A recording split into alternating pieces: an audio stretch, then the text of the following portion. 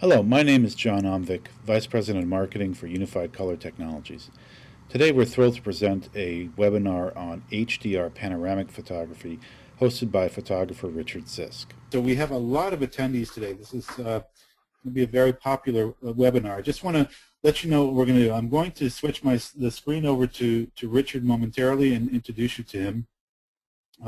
I'll be helping to moderate the discussion, and we'll be collecting your questions. If you have questions, please enter them into the question field, and I'll try and select some as we go along and pose the questions to Richard. We have a program set up. We're hoping that it'll go about, if everything goes according to plan, about 45 minutes, at which point we'll have more time to take questions and answers before we end. We're going to end on the hour, so at 12 o'clock Pacific time. So thank you all for joining, and we are now, I'll switch us over now to Richard and introduce you to Richard.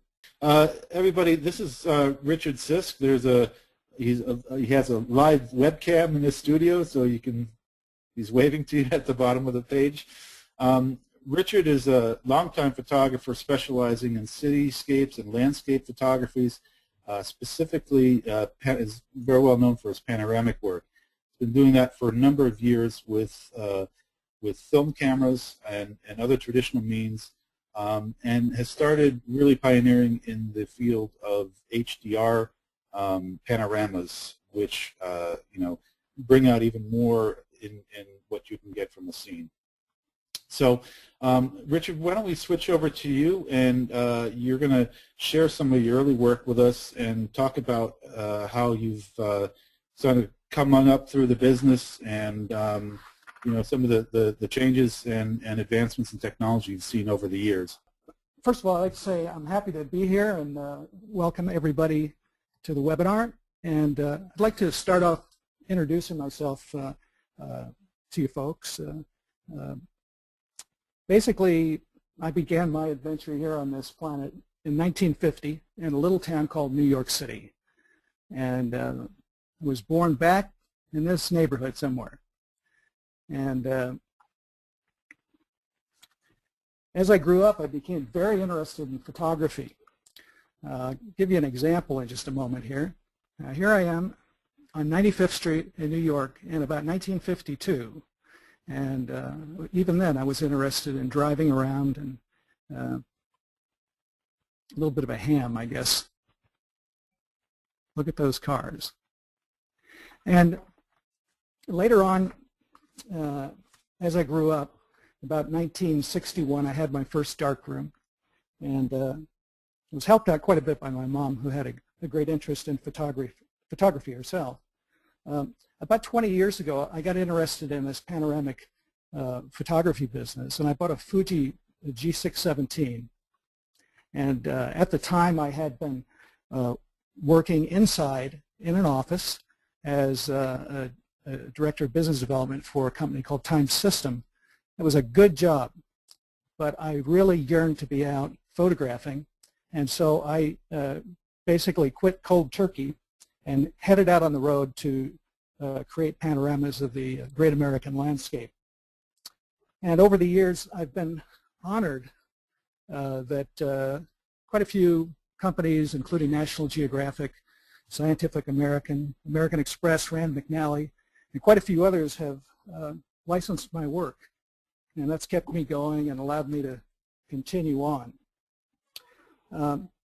Anyway, in the way of background, I'd like to show you some of the sort of legacy equipment I used to create my panoramic film photography. And you may laugh when you see some of this stuff, but it's actually very good equipment. I'll explain a little bit more in just a moment. The camera I used was this. It's called a V-Pen 617 Mark III. It was designed by a fellow named Chet Hanchett in St. Louis, Missouri, and unfortunately Chet is no longer with us. He was really a great guy and an innovator. And this camera, although it looks like it was built in the 1800s, is a modern view camera, a panoramic view camera with full movements. One of the things that I've been I've gotten a kick out of is the reaction I get when I shoot with this thing. People tend to burst out laughing. But the image quality was extraordinary because the film gate was 12 times the size of a 35mm frame. So pretty interesting. Now, I also am very interested in color accuracy. This was my first color meter, the original Minolta color meter. I think it's the most beautiful meter ever made. It's no longer functional because you cannot get it calibrated anymore. So I use a newer meter. I also used spot meters extensively to measure the dynamic range that I had to work with, because with these old films, we only had about 5 stops of dynamic range. And so it was just crucial to measure it and evaluate the scene very, very carefully. Let me show you one more along that line. Now this particular lens, and I have about 10 lenses for this camera, all modern lenses. This is a Nikkor TED 800mm large format lens, which I nearly smashed one day in Arlington, Virginia, as I was attempting to create a panorama of Washington, D.C. The tripod hit the edge of the lens. Had I been an inch over to the one side, I would have smashed that grown fluorite crystal front element and would have had to grow another one, which would have been a big disaster for me. Anyway, I'd also like to just show you a few of these film images to give you an idea where I've been and what I've been up to. So Richard, while you're doing that, why don't you mention briefly sort of how you're, from the panorama standpoint now, how going digital has changed the type of work you can do, and maybe some of the constraints. I think with the panoramic cameras that you used, you were able to get like a single shot panorama, so that you could actually capture moving objects, which obviously is not possible now when you're having to stitch the images together. Right. Good question. There are subtle and large differences where, as you mentioned, moving objects is a problem with stitch pans, which is why I still use the film camera for those types of scenes where movement is involved or I need to capture a scene quickly. For example, when I was photographing in the Minnesota area, I was photographing the city of Minneapolis and the city of St. Paul, both from bridges. And at dusk, I need a fairly long exposure, about 30 seconds. And with the film camera, I really had to time it in between the traffic because the vibrations would destroy the sharpness.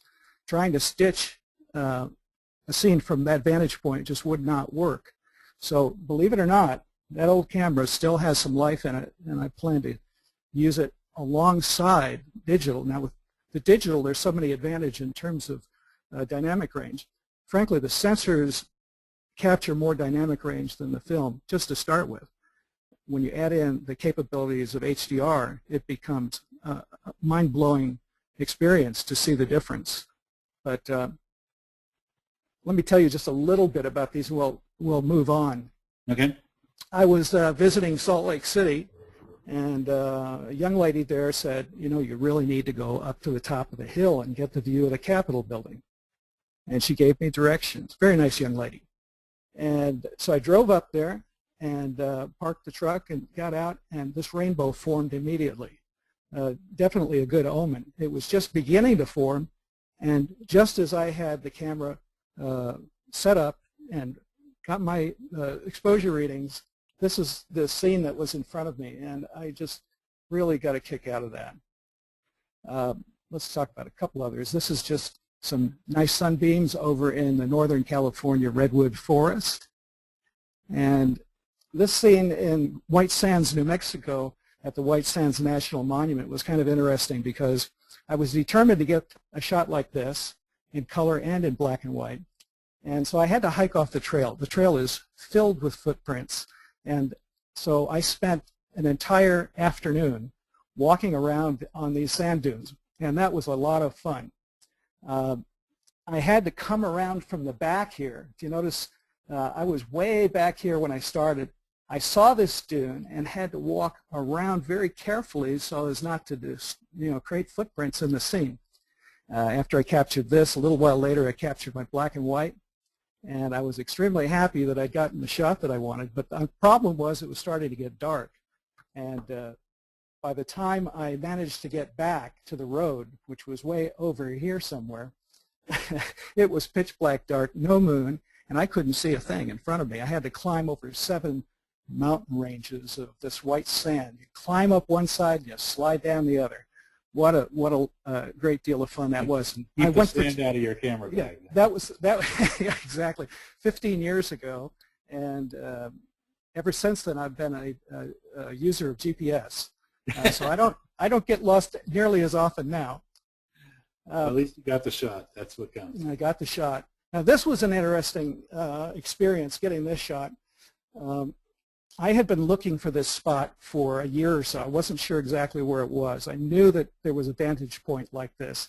But I was on my way back to Phoenix to take a lady friend to catch a flight back to Germany. So we drove down this road, and I just go, aha, here it is. But I couldn't stop because she needed to catch her flight. So we drove to Phoenix.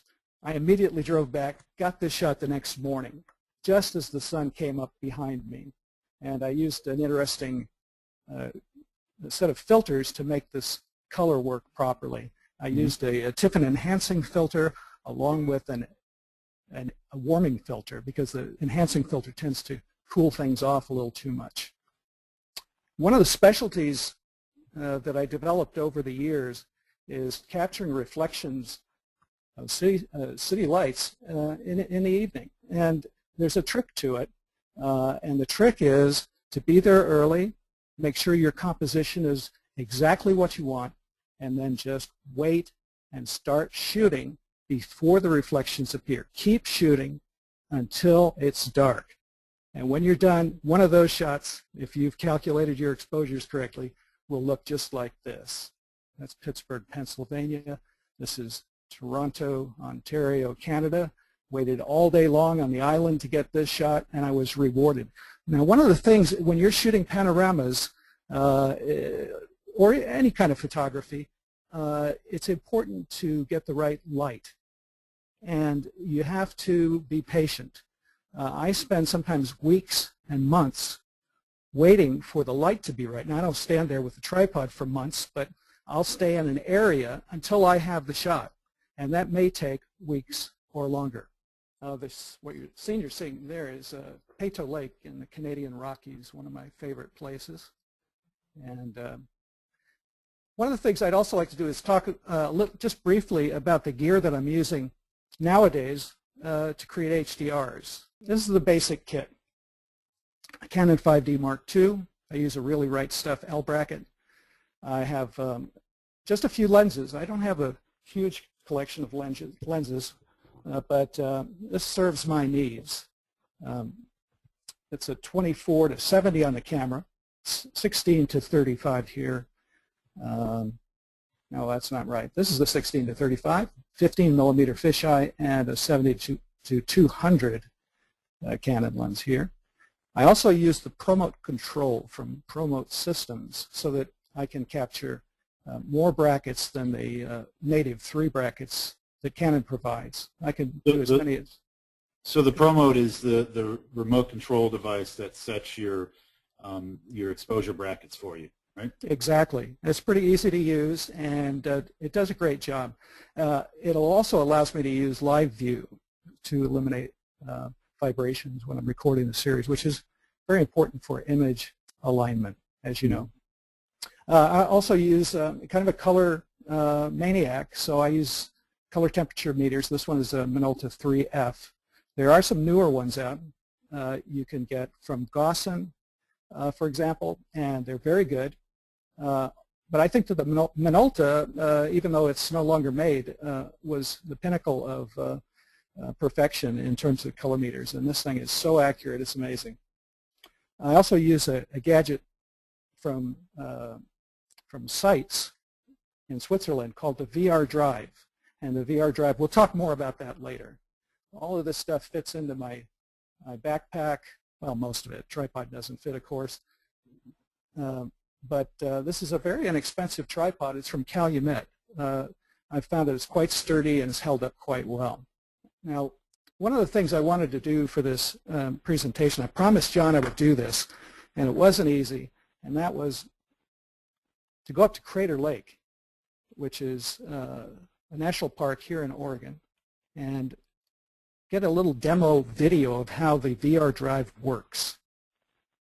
So I'd like to share that with you now. Now, word of warning, do not drive like I drive. I am not the best driver in the world, and I don't recommend that people drive as fast as I do on ice and snow. I can do it because I am a professional, after all. So here we go up to Crater Lake, and I'm all excited about getting an HDR. Whoops, road closed. Darn it. Okay, down the hill we go, pack the gear up into the house, pack it up again, and head up a few days later. And here we are, we finally made it this time. This is beautiful Crater Lake, and this is Wizard Island, the VR drive, and my 5D Mark II. Let's take a closer look. You can see I've made some adaptations to the VR drive. I use a leveler so I can be more or less on the level. And I've got it sideways because the best way to shoot panorama stitch pans is in the vertical mode. Let's see if we can get a panorama here. That gives you the widest or the tallest image to crop from then too, right? That's exactly right. Once you've stitched your panorama, you have a much bigger image if you set up your camera in the vertical mode. It's also important that you set your camera up at the correct, so that the lens is at the correct, and the entrance pupil is over the pivot point. We could talk more about that if people want to. Let's take a closer look. I've adapted this device to handle the 24-70 lens, and I'm doing a 180-degree panorama. You notice when it finishes the series, it swings back to the start position, so that you're ready to go with another one. And I sped that up a little bit. I really was happy to get up there, and so let's go home, down the hill again, and process those images. All right. So Richard, while you're calling up, I had a couple questions about the name of the rig again that you're using there for doing the panos, the head. Right. That's called a VR drive. VR and it's drive. from Sites. Right. It's from Sites company. Head of the company there is Werner Sites, I'm sorry. And he provides amazingly good customer service. He ships very quickly, and a very honorable man. I enjoy dealing with the folks at Sites. Those are handmade by Swiss artisans then. Absolutely, and they're built like tanks. Absolutely amazing. Well, John, I'd like to talk just a little bit about the processing in terms of raw processing as opposed to merging to HDR with your original raw files. Sure. And okay, and I like to convert to TIFFs in Adobe Camera Raw, and the reason why I like to do that is that way I can remove the chromatic aberrations. If you just combine the and stitch together a series of images into a panorama without correcting those, it's impossible to do it once they're stitched together. So then you have to resort to noise reduction, which can rob you of subtle colors. So I recommend that people convert their RAWs to TIFF and do it in a linear fashion. You don't want to do a lot of adjusting. Just use I actually turn down the brightness to 0, the contrast to 0, and I don't use any vibrancy. I want a pure image so that I can take advantage of the tone mapping later in the HDR software. So once you have your TIFFs, the next part in the process, at least for me, and there's more than one way to do this, believe me, is to do your stitching. And there are a couple of really good softwares for professionals and people who are just really wanting good quality in their stitching. One is from it's called AutoPano Giga. They have a companion product called AutoPano Pro. Now the Giga product will stitch together hundreds if you're interested in doing the large gigapans that people are doing now and that are very popular. The other software that's extremely popular among the pros is PT GUI. And I'm not as familiar with PT GUI, but the people who use it swear by it, and I think it's a very good software program. Let's So take Richard, a look at this. in this case, what you're, just to clarify for folks, because I know this question comes up quite a bit. Right. You have, for each frame or each, because we're dealing in panos here, I have to refer to it a little bit differently. So Right. each segment of your panorama consists of 3 exposures. You're plus Or more. 2 or more. In this case, you were +2, 0 EV, and -2, right? That's correct. And what you're doing now is stitching 3 panoramas with the same exposure, where each one has the same exposure, right? So you're going to make the panorama first, and then you're going to take those 3 panorama files. You'll have one file that's 2 stops overexposed, one that's at 0 EV, and then one that's at 2 stops under, and then you're going to merge that in the HDR exposed software, right? That's exactly right. Thank you for explaining that. So rather than making an HDR image out of each segment and then stitching that together into a panorama, you're doing the panorama first, and that's why you're creating the TIFF files. That's right.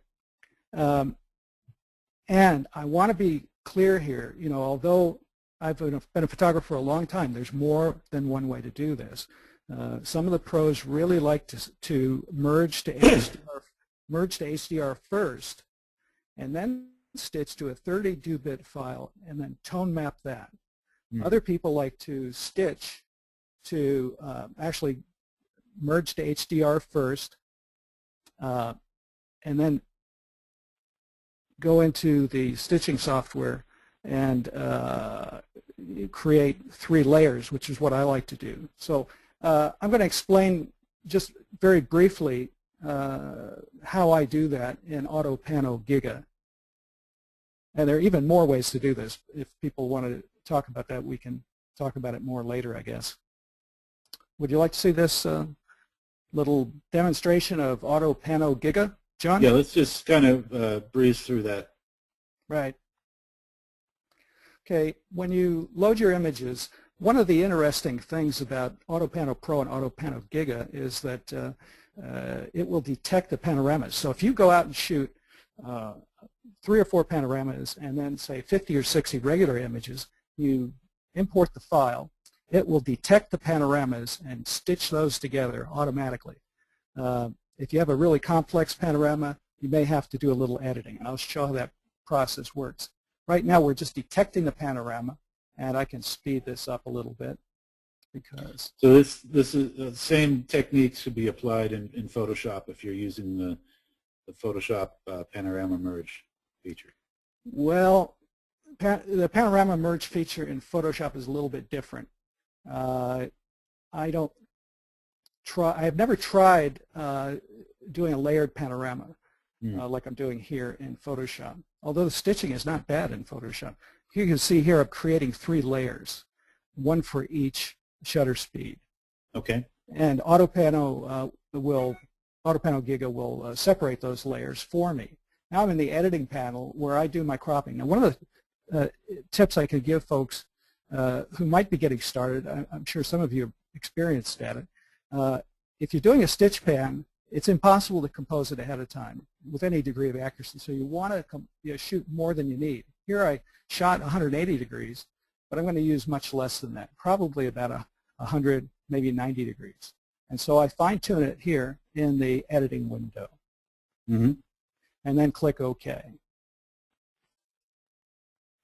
A couple other things here now. The vanishing point. There are a lot of subtle adjustments you can make in Auto Pano Giga, for example, that you can't make in Photoshop. There's just much more control. So now I'm going to select the vanishing point. You'll notice a subtle change in the geometry of the image. Where is that vanishing point? I think it's back here behind Wizard Island. That's close. Not quite. Let's try again. There we go. You see the geometry change. Now again, I'm not trying to make this look good. This is a sort of a Auto Pano Giga composite of the 3 layers. It doesn't really look good right now. It only looks good after you process it through HDR Expose 2, which we'll do in a minute. So this is the render window, and you make your settings here, and I'm checking the settings, 16-bit file. I want layers. I want to remove the alpha channel, and I don't want the panorama itself. I just want the layers. So I'm going to go ahead and render that. And it will take a few minutes. We're not going to wait for it to render. I'm just going to go right ahead and show you the 3 layered panoramas in just a moment. Gee, boy, a little overexposed there, Richard. You threw that highlight. I'm supposed to be a professional. What happened? Okay, well, this is the middle exposure. Doesn't look that impressive, does it? This is the 2 stops down, and this is the that's the middle one again. Now, the reason why I like to open the files in preview is I can check to see if anything moves. So did the stitching work? Did I run into any kind of stitching errors? And as I click back and forth, you see that nothing moves. That's excellent. That's what we want. Yeah. That's exactly right. So next, let's take a look at how we combine those layers in HDR Express 2.